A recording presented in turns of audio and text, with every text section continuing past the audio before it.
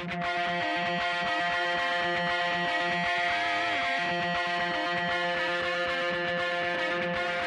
listening to the Roofing Success Podcast, a show created to inspire roofing contractors to achieve optimal success in their roofing businesses. I'm the host, Jim Moline, the co-author of the book, Internet Marketing for Roofing Contractors, How to Triple Your Sales and Turn Your Roofing Website into an Online Lead Generation Machine. I'm also the co-founder of Roofer Marketers, the digital marketing agency for the roofing industry. On each episode, I'll be sitting down with industry leaders to talk about their processes, the lessons they've learned, and how to find success in roofing.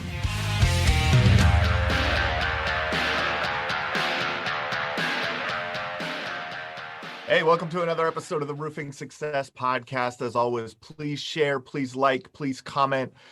Feel free. I leave my phone number in the description of all of these episodes. Shoot me a text message. Shoot me a message on LinkedIn, on Facebook, on Instagram, wherever you want to. We get a lot of great response. We want to just keep serving the community here. Also, join our Facebook group. Go to Facebook and type in Roofing Success. Pop in there and be a part of the group there. So, another exciting, successful roofing contractor to talk to today, man. It's so much fun to do this show. This guy, they started off as a subcontractor, and I know that people start their businesses from different places, and that's why I thought this conversation was going to be interesting. So Joe Ayler of Tar Heel Construction Group out there in Maryland. Introduce yourself, man. Tell us a little bit about Tar Heel and how you guys got started. Yeah, so I'm Joe Ayler. I'm the president and CEO of Tar Heel Construction Group. Residential roofing and exteriors. We're about 25 minutes northeast of Baltimore City. I guess about as the crow flies, we're smack dab in the middle of DC and Philadelphia, right on the 95 corridor. Okay. Yeah, man, we got into this business. In my previous life, I was in the medical field and worked in a research lab down in Johns Hopkins University in Baltimore City, and it just wasn't feeling it. And moved out from the city up to the county and called a buddy of mine, and he was putting on roofs, and I needed some work. And we started knocking down and banging down shingles. And we started out with my buddy, who's now my director of operations, and it was just me and him and another guy, and then we eventually grew to a subcontracting group of about 12 guys, which is a pretty stout group. And me and my director of operations, we led the group, and we actually performed installs probably for about 7 years, man, and learned the trade and established a reputation, created contacts and industry knowledge, and cut our teeth in the industry, and learned, a lot from other contractors, particularly what to do and more importantly, what not to do in contracting. So, so we were a subcontractor for many years, and I guess this was about 2012. We had been doing this for about 6 or 7 years, and took a job from a particular young business owner, and he was the inspiration for us to kind of break off and get into our own thing. Me and Scott looked at each other, and kind of there was like that kind of aha moment, and we looked at each other, and I said, man, if that guy can do it, with no industry knowledge. Because we knew the guy, we knew this particular, and we still compete against this guy today, but we knew him from just the kind of local area, and moved over from finishing basements, or I don't even know what other industry he was in, but we looked at each other and said, man, if that guy can get a business going with very little to no industry knowledge, we sure as hell can do it. And then we started gathering the intellectual property and the lines of credit and the relationships with the supply houses and distributors and the trucks and the trailers and the office space and the staff and all the stuff that goes along with kind of getting a business off the ground. But yeah, for many years we were in the field, and that's helped us tremendously because I believe that we've got those street credentials. I know that term is a little played out over the years, but being able to walk into these homes, when I was wearing all the hats, and said, look, Mr. or Mrs. Homeowner, I did this. Do you want to buy that car from the car salesman, or would you feel more comfortable buying the car, from the guy who works on it and knows how it works? But yeah, that's kind of our story. It was in a different industry, kind of moved up and hooked up with a buddy of mine and got into the industry that way, and the rest is history. So that's a story of so many, right? Like that, like never thought they would be in roofing, right? Like, I mean, you were doing research and medical research, right? I think you told me stem cell research or something like that, right? Like that's so, like that seems so far from being in roofing, right? So I mean, I guess it just wasn't for you, right? And we all kind of just find our place, right? And find the thing that works for us. When you guys were in the subcontracting side of things, what would you say were, if are some of the advantages of running a subcontracting business, of being a sub? And then what are some of the disadvantages of being a sub? Well, one of the advantages that I liked was I found myself racing to get out of the lab, to get home, to beat that 95 traffic. And I just was miserable. When I got into subcontracting, it was you're outside, you're the physicality, you're working out. Roofing is a very demanding industry. And listen, in the late 2000s and early 2010s, that there were still American roofing crews out there on the residential side. If you're a roofing, owner, company owner, that the subcontracting community has been taken over by Latinos. Yep. And that's okay. There's good Latino crews, there's bad Latino crews, there's legal Latino crews, and there's illegal Latino crews, just like anything. So, but the point that I'm trying to make, I guess, is we enjoyed being outside, and we enjoyed, the physical labor. It kept us in shape. You were in a different part of the county and different part of the state. That's what we enjoyed. And it wasn't that kind of traditional, cubicle kind of office space, confinement that just wasn't attractive to me. So that was one of the advantages. And listen, running a subgroup is very similar to running a business. It's just with a business, I think you've got more potential for growth. Mm-hmm. There's plenty of sub guys out there that have multiple crews and do very well, but we just found ourselves just making enough to cover our payroll, and a little bit extra to buy some equipment and stuff like that. We just didn't see the opportunity for growth there. So, those were some of the disadvantages, or some of the advantages, but the disadvantages, like I just said, were the inability to grow, and in the roofing industry, you can only bang shingles and perform these installs for so long before your back starts hurting and all that stuff. So advantages being outside, staying in shape. Disadvantages, just the inability to grow, and all that hard work that we had done all those years was, for someone else's advantage. We got tired of making other contractors look good for our quality work. So yeah. Yeah. And that's that, if that guy can do it, we can too. Like, we're putting on the roof that they're selling.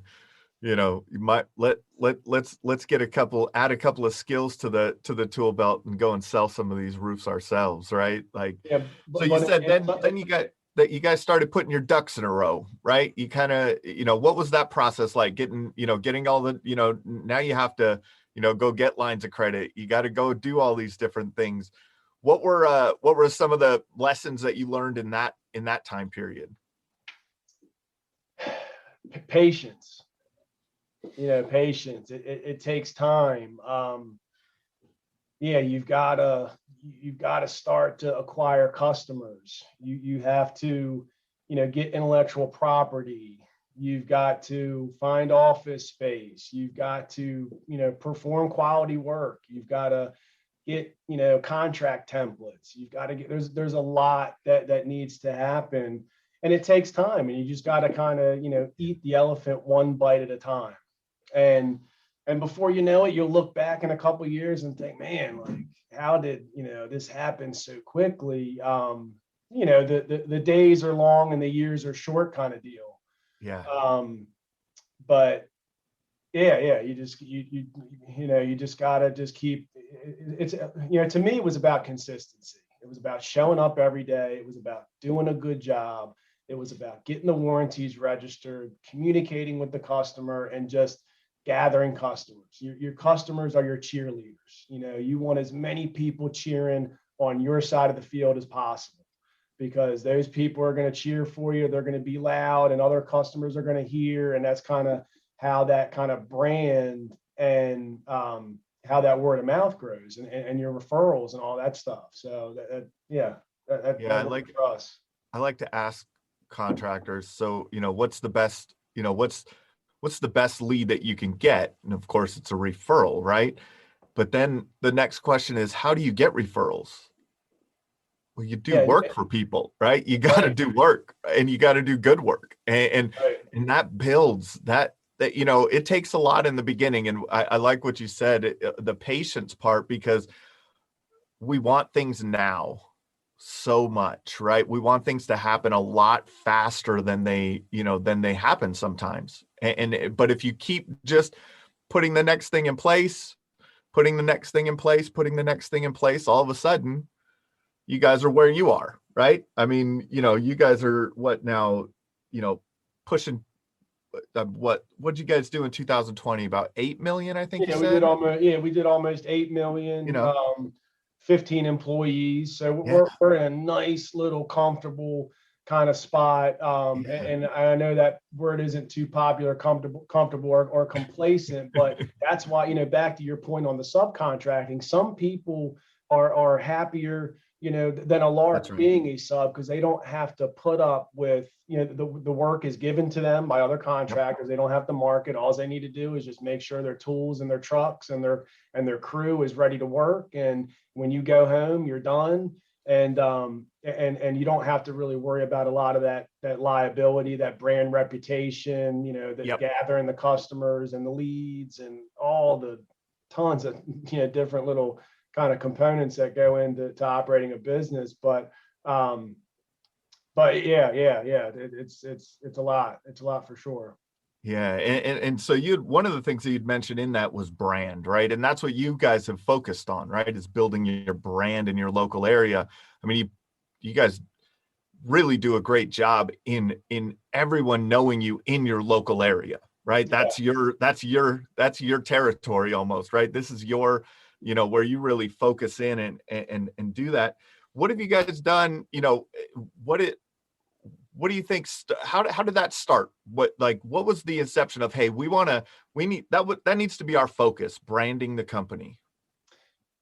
Yeah. It just starts with the quality work, man. I know that's real cheesy and it's probably played out a little bit, but you got to do good work. And sometimes in roofing, that's a lot easier said than done. You've got to manage your projects. You've got to make sure that you're installing these components properly. You got to check the insulation. You've got to, measure and quantify the ventilation, and you've got to understand, building construction and stuff like that. Make sure that you're putting on the best roof for this particular customer. And that's what we started with. And we also didn't really overstep any boundaries as far as where we marketed. We kept it in a very tight area. Mm-hmm. And I say this a lot, I repeat myself a lot. We understand the demographic of our county. There's 250,000 is the population. There's 100,000 homes, and we stay. We did almost $8 million in probably, I don't even know, a 15-mile radius. Maybe a 17-mile radius. So everything that we do is more impactful. When we support the community, it's more visible. When we do work in a neighborhood. We're doing one particular house, then we do two down, then we do four down, then we're two over in the other court, then we're a quarter mile over in the next neighborhood, and then we're in all the local HOA Facebook groups, and people are out. The marketing is more impactful when you focus on a smaller area, and that's kind of what we understood, and that's where we started. And then it also gave us the ability to expand easier because we've already got that brand and that reputation solidified in our local area. And then that has led to consistency in your business, I would assume, right? You're not chasing the next lead per se, right? Right. And we look, and I say this often as well, we get a ton of organic traffic. And it makes it easier for our salespeople. We don't have a lot of salespeople. I've got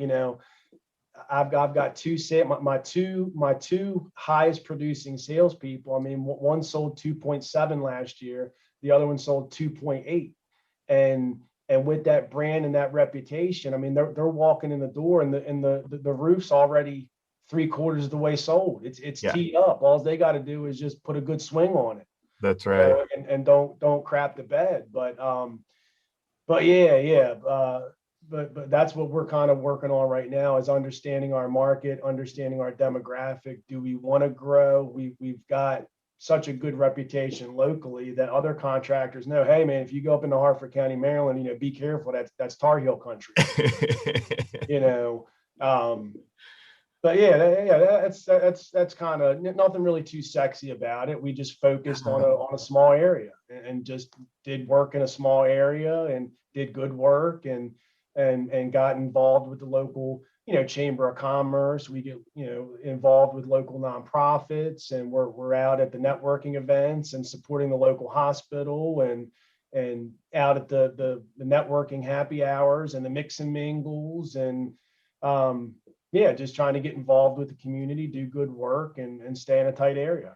Yeah, and that's then you become the best known, right? And the best, would you rather be best known or best sometimes, right? There's that old quote, like, and if you could do both, that's great. But being best known, you're going to get that reputation. You're people are going to refer you. You said that you guys end up in these Facebook groups you'd mentioned, right? Like what kind of, like the HOA Facebook groups and stuff like that? Well, I mean, Facebook has gotten busy over the last couple of years. Yeah. But where we see a lot of gains are in these little town groups, in the impenetrable HOA, groups, in the mom advice groups, or the swap lines, or just these little groups that are impenetrable to paid advertising. Yes. Sometimes we'll, there's a local group here, one of the main towns in our county. There's about 17 or 18,000 people in this particular group, and somebody will ask for a roofing lead, and it's just Tar Heel, competitor, Tar Heel. I mean, just all the way down. Yeah. And what that does is we get that lead, but all the other members that are on that thread also see, man, how many did you? I was in a Facebook group last night. I asked for a roofing lead. This one company popped up 60 times. Yeah. So we're also getting a little bit of marketing in that group, but then we're also capturing the lead as well. But and I think that's why Nextdoor became so attractive. Because now you've got paid advertising in Nextdoor now, because that's kind of they can't really look away from that. But before it was like, hey, I'm in my neighborhood, I want to ask, I want to get an honest referral from somebody, and that's kind of where we've seen a lot of gains, and those are hot leads. I mean, those are teed up and ready to go.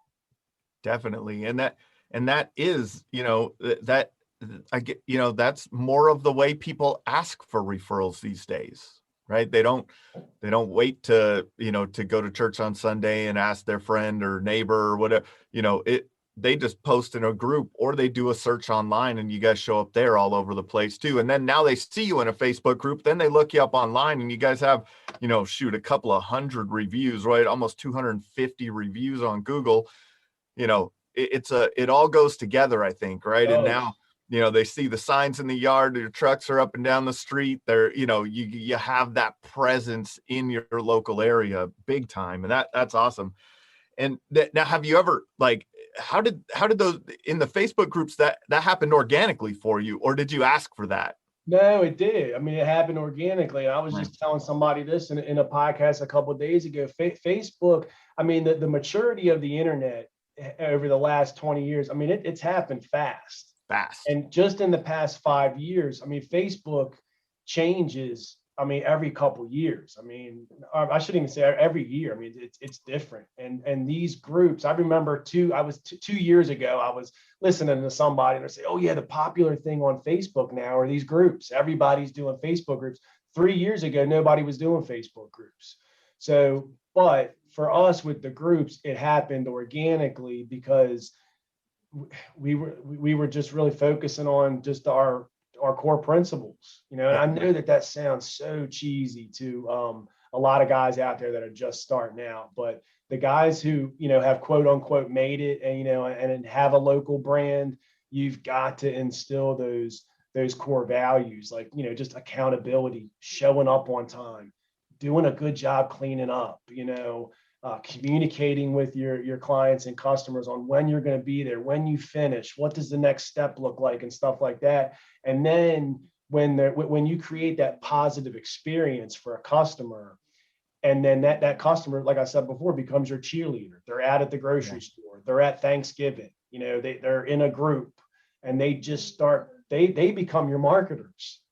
And don't get me wrong, we've got dozens of buckets that we throw money into. We do some billboards, we do some Google ads, we do some Facebook sponsored ads, we do some direct mailing, obviously word of mouth, referrals, contract relationships, all that good stuff. But yeah, so to answer your question, the Facebook group thing started organically, but it started organically just by showing up and doing a good job and communicating and having those existing and happy customers become our cheerleaders. Yeah. Do you think, I don't know if you can or not, I'm kind of putting you on the spot here, but do you think you could put a number on that cheerleader customer, right? What do you say, like if you were to say over the years, on average, one customer that you turned into a cheerleader led to X amount of deals down the road, or I don't know. I know it's kind of tough to quantify that way, but I mean, there's been several examples, man. I don't know if I can think of one off the top of the head, but I mean, there's been a couple of them where we do, we'll get a lead, a local lead, and we'll end up executing, performing the installation on that roof. And then we'll get, the lady's cousin, and, this particular cousin, works for a property management company, and, he's got a deal down in the city where it ends up turning into a couple $100,000 commercial roof or something like that.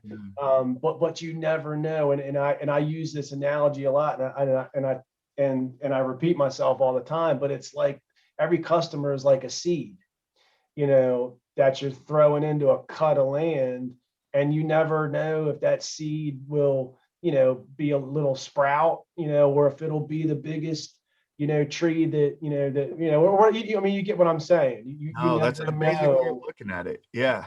You never know what it's going to lead, but it's just our responsibility to make sure that field is, is well hydrated, the soil's fresh, it gets sunlight, so we cultivate the lead, cultivate the seed, and then see where it goes, That's a different mindset. So for people listening, that's a different mindset of, we think about planting seeds that's more in the lead generation, but you're talking about it from making that customer into a long-term value, right? Like helping to develop the long-term value of that customer, where I think that gets missed a lot. This business is done a lot of time. It's lead to sale, lead to sale, lead to sale, lead to sale, lead to sale. I need another lead to get another sale. I need another lead to get another sale. And we're buying leads and spending money on, a lot of marketing and things like that. There's so much missed opportunity in those relationships, I think. And I see that in talking to successful contractors like yourself all the time. That's where I think that's a big thing there, man. Like when the companies that focus on that long-term relationship, long-term value, there's a lot of value in that. There's a lot of growth to be had there. And I think that if I just think in the roofing community, there's often two buckets. Are you a restoration? Are you a storm? Yeah. Are you a storm group? Or see, we're retail. Yep. I mean, we're 80%. So last year of our $8 million, 80% of that was retail. 20% of that was storm work. We're just not in a storm market. We were blessed to have, pea gravel size hail last year that led to, that led to a good amount of work for us. But the guys out in the Midwest will laugh at us, when they see the hail that I'm talking about. But you often see the retail guys really focus on that brand, really focus on that image, focus on that customer experience, where the storm guys, if the storm community could get as passionate about branding and brand awareness as the retail guys are, forget about it, Dangerous. But the thing is, you're all with the storms, you're chasing Mother Nature. We like to call ourselves, we catch the storms if they come. If they don't come, we're good anyway. It doesn't matter. I'd be okay if a storm never hit over here, because the fact of the matter is, east of the Ohio River Valley, and east of the Appalachians, any weather that comes, that particular topography takes care of the weather. So, but we're okay with being retail. We just want people to call us when they don't want to deal with the stigmatic BS that is often, overshadows the contracting industry. Yeah. And it is, and that's where that brand plays through, right? That's where that brand shines. That trust that gets developed in that brand building is amazing.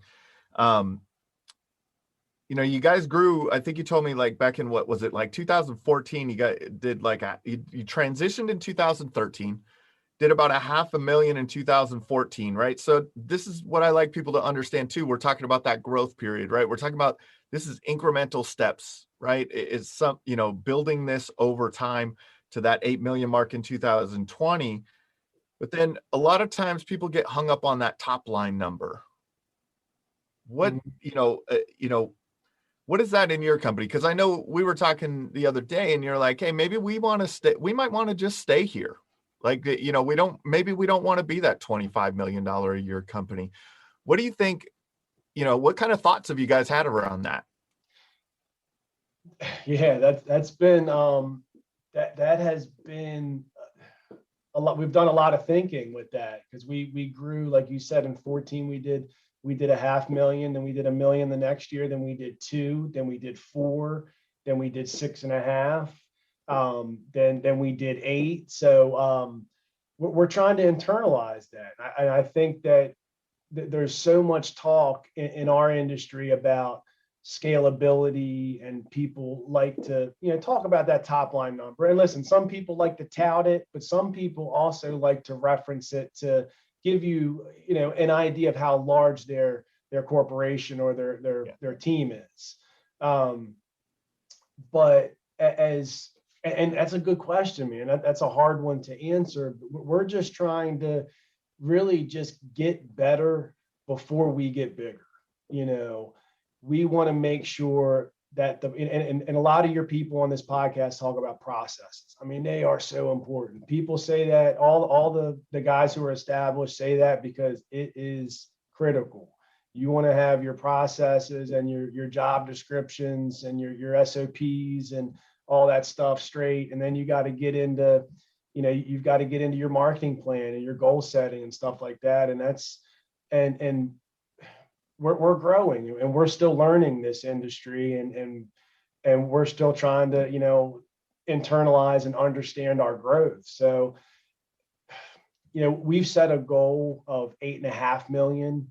We don't want to get out of control with our growth and moving into, a multi-regional, kind of setup where we've got an office in Maryland and in Delaware, and we've got an office. We're trying to internalize that and figure out, is that what we want, or do we just want to be really good at what we do in our little area over here, and just be profitable and enjoy that work-life balance and keep that stress level low and keep everything manageable? Because once you get up into those higher figures, those 10 and 15, $20 million a year companies, you've got to really have your stuff straight to manage that size real well. And right now our size is easily manageable, and we like it. Yeah. And that, so I think that, and the reason I ask that is because I think it's something that a lot of contractors struggle with, right? And there's no answer. The answer is for you, there's no perfect answer, right? Some contractors want to get to 100 million, right? And that's what they want to do. And that's perfectly fine. Or as we mentioned earlier, even being a subcontractor, doing good work, making good money, that's good too, right? It doesn't, none of this matters, right? It's where you want to fit in. I like that work-life balance that you mentioned. Do you want to, to be able to go fishing and, take the kids to here and there and, do that type of stuff. Those are all those considerations. What do you think has, you talked about goal setting. So what have you guys found as kind of the importance of goal setting in your company? Well, that's the first couple years. Once we transitioned from a sub into a full-blown contractor, where we started to gather our own customers, we were kind of just enjoying the ride there for a couple of years. When our growth was, so we didn't sit down in the beginning and have like this elaborate like business plan. We kind of just hit the ground running. Like you said, we just started doing work, and we started gathering, our customers, our quote unquote cheerleaders. And then about 2 years ago, when we started getting up around, 6-7 million, started knocking down a couple, 1,000 contracts a year, because we do repairs as well. So yep. Those repairs turn into work as well. But we started to kind of evaluate and kind of sit down and say, all right, man, this is, we need to kind of start, tightening up our belt and trying to figure this thing out. And it's been great, and it's been fun. But with social media and how easy it is to get informed and communicate with people, we find ourselves comparing one another a lot these days. And that's kind of what we were talking about before, with internalizing where your happy is and just doing it for yourself, and connecting that to goal setting is, I've got a coach, I've got a mentor, I follow people in the community around the country and stuff like that. And there came a point about 2 years ago where we, had to start figuring out where we were acquiring our leads, setting goals for the sales team, and understanding, just numbers, just really understanding the numbers within our business was very important. And listen, we've always understood gross profit, net profit, our top line number, what our operating expenses are, in relation to our gross revenue and stuff like that. But really, really getting down and really intimately knowing your numbers, and understanding if you do want to grow, you've got to have a growth plan. If I want to put $2 million on top of my gross revenue number this year, I've got to understand how I'm going to do that. I'm going to hire 2 more salespeople. That means I got to produce an extra 1,000 leads. That means I've got to, understand the closing ratio and the conversion rate. And we've got to understand, what our average value per lead sold is and where we're going to get those leads and how much those leads are going to cost and how much of our marketing and advertising budget are we going to dedicate to that particular referral source report. And it can kind of get a little, you can start kind of going crazy a little bit, but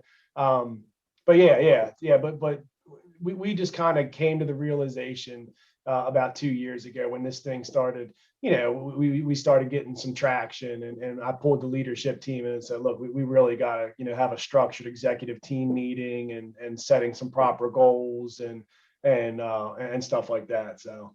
Wow, we're a real company now. Yeah. And listen, that's what my sister-in-law, who's our production coordinator, we ran into an issue, a year or two ago or whatever, and we were passing each other in the hallway and just started talking, and she looked at each other, or she looked at me and said, this is a company now, and this is a company treated that way because we've got a lot of friends and family. A lot, but we're starting to get to that point where I've only got so many friends and family. When you get to 15, 16 employees and you start hiring outside of that circle of trust, that's when you've got to have your T's crossed and your I's dotted. You've got to have the 401k and the group health benefits and the employee handbook, and you've got to have the proper insurances and the proper, you've got to make sure that your employees are appreciated and protected and safe and all that stuff. And that's kind of what we're learning, and we're kind of, just on a race, and we're looking around and thinking, oh man, like this is cool. All right, so we got to do this now. We got to do this. It's fun. It's fun.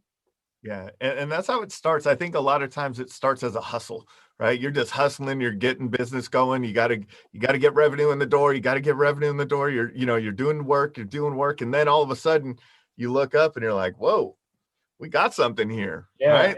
That's a fun thing.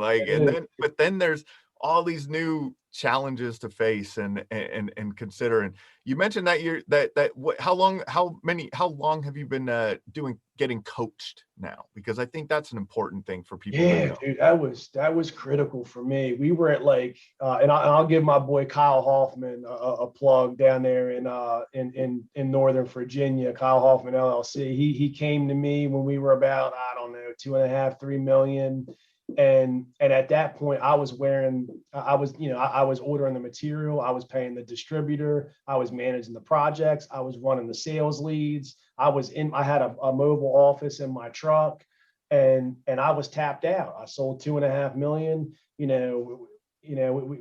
My director of operations sold a little bit. We were right around 3 million, and we were growing. And I had Kyle up to my office, and he's been in business for about 30 years, but he talked to me about, having an organizational chart and having, a sales manager and a proper, production coordinator and administrative staff, and showed me how to structure the growth, and it inspired me to understand my profit and loss statement more intimately, so I can make these educated decisions on growth and on profitability and stuff like that. So, but you've got to have that intuition, and you've got to have that humility to understand, look, man, I don't know how to do this, and I need help, and I'm going to look to somebody who has the experience and is willing to help me. You've got to learn from other people, and that was really special for me a couple of years ago when we were at 3 million, and it was like, man, we're every time we got to level up. You've got to get that coaching and mentoring, which has been critical for me. And I think that's a lot of times we don't know what we don't know sometimes, right? I've had, it's kind of eye-opening to sit down with some of these coaches and go, oh, we haven't even thought of that, right? But then once you get these certain things in place, it's really amazing for the business, and being humble in that everybody gets coached, right? Like high performing people get coached, right? There's no time in your life where it's like, oh, well, I don't need anyone anymore. I'm just going to do that. There's always levels of this, right? And there's higher level coaches, right? And And so that's a cool thing to do. You'd mentioned knowing your numbers. Like, how far have you guys dug in on that? I mean, it seems like you've dug in on that a lot, right? Really dug in on knowing your numbers. What are some of the metrics that you look at now, like key performance indicators that you're looking at on a, weekly, monthly basis that are, hey, these are real important numbers in our business? Well, I mean, now in this COVID environment, we're really looking at our material costs, because they're so volatile right now. And that's kind of what you've got to understand your material cost. You've got to understand your labor, your labor cost. And that's going to change in the roofing industry. No roof is the same, but understanding your material costs and obviously understanding your average labor position on the average roof that you do, whether or not you're using a dumpster, if you got a disposal, a dumpster service, or you're running your own cans or whatever you're doing. And if you're registering the warranties, you got to understand what your bottom line number is before you start making money on each job. And a lot of the times you take one job and you look at that, you look at your profit and loss from a annual perspective, and then you take one job and they're very similar. They're very similar, but we started looking at our material costs and our marketing budget. We don't do a ton of, we do a good amount of marketing, but we get, like I said before, we get a lot of organic traffic. So yep. where other companies might be at 5 or 7% of their gross revenue dedicated to marketing, we're more, 3%, maybe a smidge lower, because we get so much organic hits and hot leads that way. But yeah, looking at your profit and loss statement, looking at your company expenses, understanding, your gross profit and your net profit and your salesman's commission schedules and stuff like that are important. And you can kind of go down that rabbit hole. And that's something that I'm internalizing right now. How, do I want to get into my profit and loss statement and see that we spent, $40,000 in office expenses last year, and start looking, hey, should we use AT&T, Verizon, or, this particular telephone provider to save? Do I want to get that particular, or do I just really want to focus on some broader points within our profit and loss statement? Yeah. One thing I thought you said that's interesting for people too, and this is a good, I think, for like on an ongoing basis, is looking at, your overall numbers for like on an annual basis, and how that every job kind of breaks down in a very similar fashion, or should, right? So then, you'll have a real needle on that now when you're looking at those, at the jobs at those roofs you're building in the pipeline right now, right? Like those are, if you're looking at those jobs and they're off in a bad way against the way your annual numbers break out, that's probably not a good thing. So that's an interesting one there. Now that you've grown the team, I guess, what do you think is really important in how have you guys developed like a good communication within the team with your clients? What are you guys doing around that? Because, as the team grows, and like you said, now you're bringing in people from outside, how are you developing that company culture, that internal communication, or even communication with the clients and things like that? Well, and this goes back to us being in a really small service area, is, and I'm an active, I'm involved and active, president, CEO. So I'm in the office most days, whether it's, strategic planning or doing a podcast, or, just sitting around and shooting the breeze with a couple of the sales guys, having a team meeting, whatever we're doing that day. I think that having that tight service area allows the employees to kind of come in and out of our headquarters more often, and kind of have those improvisational kind of, the chit chat or the laughing. I came in this morning at 9:30. There were four guys on the other side, kind of horsing around. I heard a bunch of people laughing, and they're in there, having their coffee, just having a quick kind of impromptu, just kind of fun and just keeping it loose. And so I think that having those personal and human interactions, especially during COVID, has kind of contributed to that positive culture. And when I talked to my coach a couple months ago, and I had like a revelation about, we would have these company meetings. And then I realized that I needed to have more meetings, but I didn't want to have so many meetings that I was like drowning the team in meetings. But those meetings are another thing that are super important as far as from the communication standpoint, because in these meetings, I set this expectation that we are good communicators. That's what makes us different. And I listened to a podcast of a local guy that's over in Delaware, and he was talking about the communication, the importance of communication. But it's when the lead hits our office, the touching that lead immediately, and then going to see them, and then it hits the production coordinator, and then it hits the salesman, hits the production coordinator, hits the project manager, then the project manager has the goodbye conversation, and then it hits our controller who does our invoicing and delivers the warranty, and it's that experience. And I'm thinking, man, I've talked to this company so many times over, keeping them informed is super important. But to answer your question, I set that expectation, in all of our meetings, that's one of the big reasons why we're the reason of our success is because we communicate well. And oftentimes we over communicate because just in the roofing industry, a lot of people just communicate poorly. Yeah, that's for sure. But having that kind of close, that smaller service area allows more interaction with the team together, and setting that expectation that communication is important to this company, and we set processes around that, how many times they're touched, from beginning to end.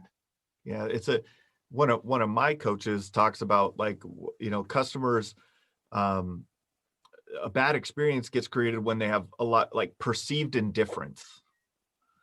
Right. Yeah. So when they have perceived indifference, so when you're not communicating with them and they're sitting around wondering when they're going to be on the schedule or what's going on, or, that's that perceived indifference. And that makes a big, that's a big no-no, right? Like making sure those customers receive, like you said, you over communicate sometimes, right? So over communicating, it may be over communicating to you, but it's, man, you're keeping them in the loop, and that may create that cheerleader down the road that, and people talk about automation in our industry a lot, and it's helped us out tremendously.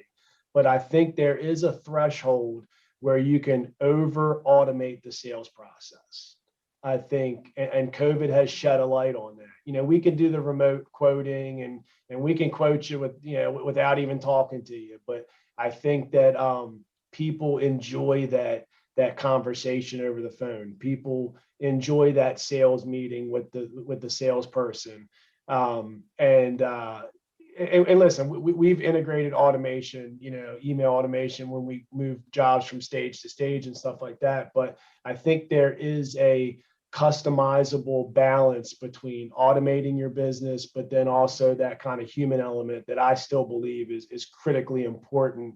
I mean, definitely in sales, because that, having a transparent and authentic and energized delivery often, is the key factor in getting that sale done. Yeah, and there's the method of communication on the phone, right, or in person is so much different. There's not a lot of, you don't get that miscommunication in the kind of the tone or any of that type of stuff. In automation, I love automation. I like automating phone calls, right? Like now it pops up to the salesperson, make a call. right? Like that's the automation, right? Is we sent an email, now make a phone call, seeing if they have any questions about the email, right? That Yeah. type of automation, right? Like, And we've thought, and I saw, a couple of our peers in the industry, they buy these machines that will write, that where it'll look like it's handwritten. handwritten But then, letters. Yeah. but then now we evolve where it's like it looks like it's handwritten, but that it's not handwritten. And I think that is counterintuitive. I think that's an even bigger slap in the face because it's deception. Yeah. Where it's like, oh, he's trying to, okay, it looks like, oh, you got me. Like sometimes I'll open up a piece of mail and I'm thinking, damn, man, I thought that was really handwritten, but it wasn't Really? because Yeah. it was like a mortgage or a, I qualify for a loan or something like that. But yeah, to your point, automation is good and we integrate automation, but that genuine kind of communication, works for us, and we're in a smaller area. Like I've continued to say, our demographic is smaller. We're touching a lot of our. I go out to the grocery store and run into a lot of our customers and stuff like that. So if you're up in Minneapolis, or you're over in LA, or you're up in outside of New York, it's going to be a different game up there. It's just a little bit of a different flavor down here where we are.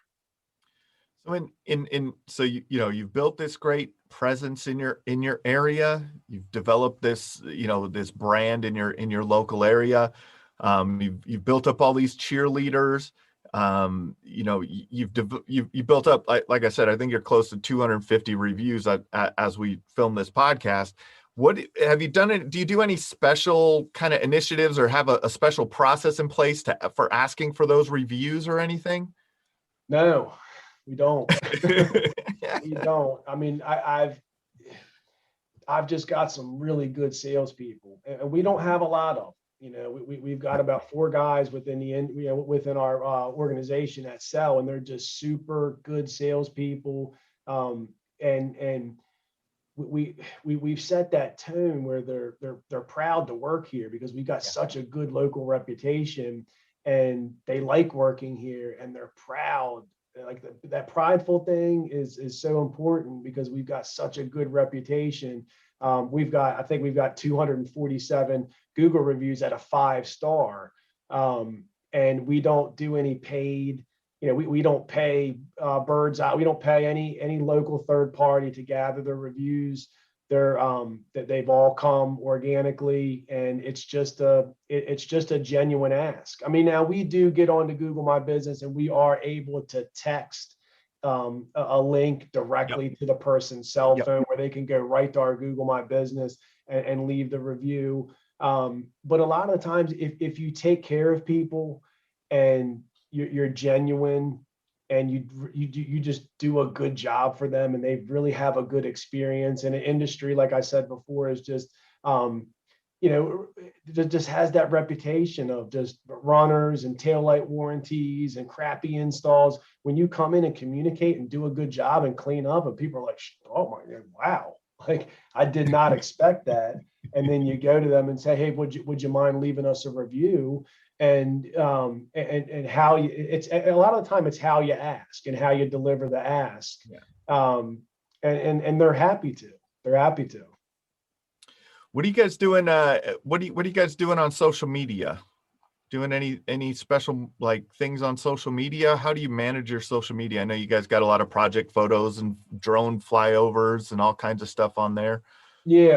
Yeah, we with the social, I mean, we don't really mess around on LinkedIn at all. I mean, our main grab is Facebook and Instagram. And we do have a project map integrated on our website, where if someone wants to come to us and say, hey, how many roofs, in my neighborhood did you do in GAF Barkwood, Timberline HTZ, they go to our website, they click on the interactive map, and they can see the before and after. So we do drones on 80% of our projects. So we've got an in-house drone pilot / videographer / photographer / social media manager. So he kind of does it all. It's a paid position within our company. He has his FAA Part 107. He used to be a professional wedding photographer, and now he's kind of folded in with us now that the wedding industry has taken a dump because of COVID. So he kind of wears a couple different hats, and he communicates with the production coordinator on the production schedule for the week. He goes out the week prior, gets the befores, goes out the week after, gets the afters. If there's any sort of special or important project, something that we want to highlight, something unorthodox or different, whatever it is, he'll go out and shoot it, and then I'm still involved in a lot of the marketing. So we don't outsource the marketing to anybody. We handle it all in house. Our webmaster, they do handle and manage our SEO campaign, our Google ads and stuff like that. So we do have that outsourced. But as far as the content creation and content distribution on our social media channels, we create that in-house. And I think that's important because that you can go to a lot of these Facebook pages, and it's just some generic copy and pasted. How does ventilation work on your house? http://.bit.ly, and it's just some boilerplate blog. Whereas you come to ours, you can get some pictures of the guys horsing around, you can get some pictures of us installing a roof, some drone stuff, a picture of our office, picture of our trucks, whether it's a local Valentine's Day gift card giveaway, or if we're up, contributing to a Boys and Girls Club, something like that. So we try to keep the content fresh and unique on our website. But to answer your question, we do a lot of the social media content creation, distribution in-house. And that's, to me, that's the best way to do it, right? Like we, in our digital marketing agency, we're actually starting to put together a process where we're going to be able to do that for our clients for organic social media. We do all their social media advertising, run all the ads, right? But that organic social media, the reason that we haven't done it for so many years is because I truly believe in what you just said. It has to be authentic. And sitting in Minneapolis, it's very difficult for me to make authentic posts about your company from here, right? Being on the ground, boots on the ground, in the office, on the job sites, things like that, is a difficult thing to do. But it's so important to do, though, right? From a business perspective for you guys, like, it's so important for a company to put out that content and show your work and show your employees and show what you're doing in the community. That's extremely important. So, but yeah, it's tough to outsource that one. It's definitely gold, man. I mean, if a guy getting in the business, once you start getting some traction and you can afford to, pay, somebody $60,000, $70,000, $80,000 and buy a $4,000 camera and have them just go around to all your projects, have them run through your office. Guy who became wildly popular doing stuff like that was Gary Vaynerchuk. I mean, 5-6 years ago, when he had somebody following him around every day, all day, that was, I think he was an innovator in that. But yeah, I mean, documenting your journey and documenting your growth and showing, the before and afters. This whole TikTok thing where people snap and you see the before and after. We did that 5-6 years ago with our drones. We would take a drone over and then take a drone back before and after, because the more dramatic the reveal, the more exciting that the customer gets. Yeah. I always get a little kind of, I frown on the inside when we replace a charcoal roof with a charcoal roof, because I know when the drone guy goes out there, it's not going to be as popular. But when we, take a silver lining old GAF3 tab and turn into a black standing seam roof, it's like you get that kind of wow factor. But no, documenting your stuff, because anything, when you talk about unique creation as far as content for web content, anything can be content. If I would, if my videographer walks in this morning and my team is horsing around, or somebody walks around the corner and we're scaring somebody or something like that. It's company culture, it's content, and the general public see us as, having fun.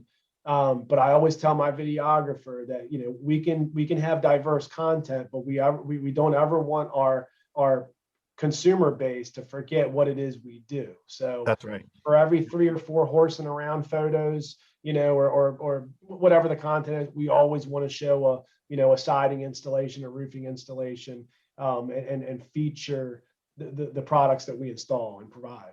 Yep. That's great advice there for sure. What, kind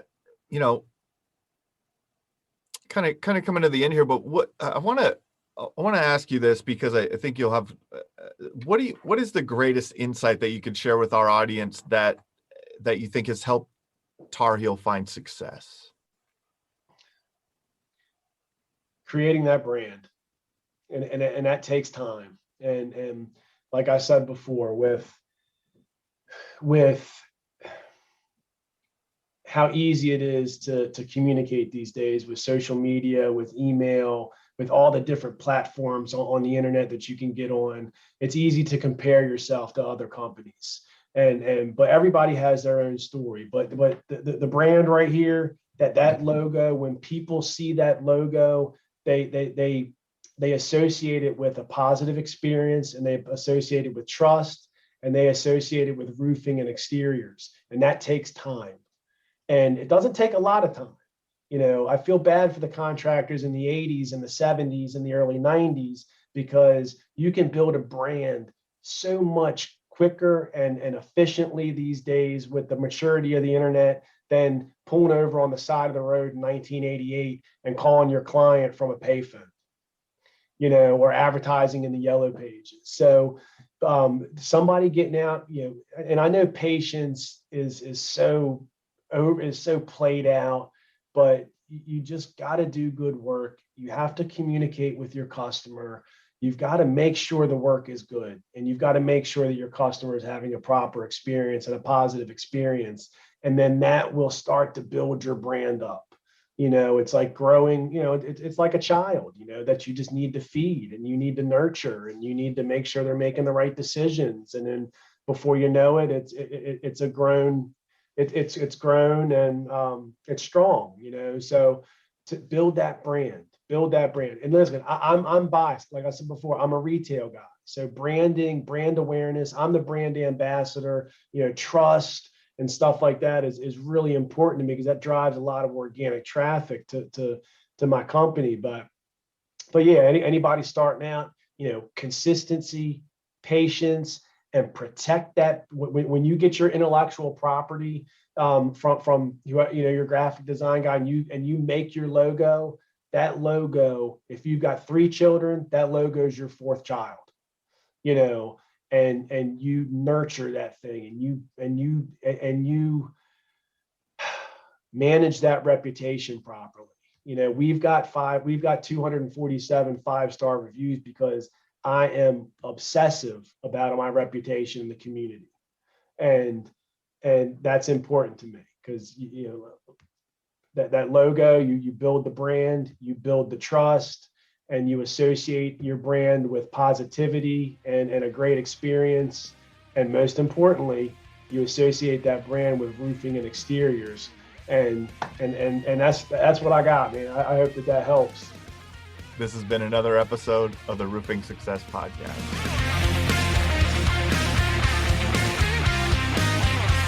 If you would like to generate more sales through your digital marketing efforts, please visit roofermarketers.com and get a copy of the book, Internet Marketing for Roofing Contractors: How to Triple Your Sales and Turn Your Roofing Website into an Online Lead Generation Machine. Also, check the training section of the website for guides on everything from running effective pay-per-click ads to how to properly set up your Google My Business listing. This has been another episode of the Roofing Success Podcast. Thanks for listening.